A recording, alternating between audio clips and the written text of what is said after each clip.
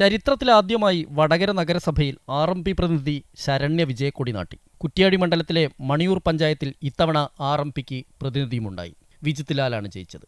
അങ്ങനെ മണിയൂർ പഞ്ചായത്ത് UDF പിടിച്ചു.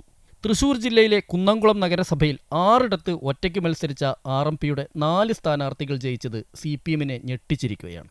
Thrissur block പഞ്ചായത്തിലേക്ക് മത്സരിച്ച RMP സ്ഥാനാർത്ഥിയും വിജയം തൊട്ടു. ഒഞ്ചിയം പഞ്ചായത്ത് ഇത്തവണയും RMP ഭരിക്കും. RMP കഴിഞ്ഞ തവണ ഒഞ്ചിയത്ത് 4 ഇത്തവണ 6 ജയിച്ചു.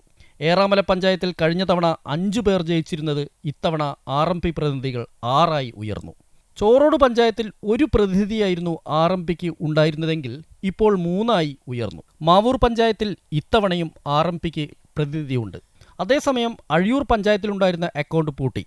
SDP സഹായത്തോടെ CPM ആണ് അക്കൗണ്ട് പൂട്ടിച്ചതെന്നാണ് RMPയുടെ ആരോപണം.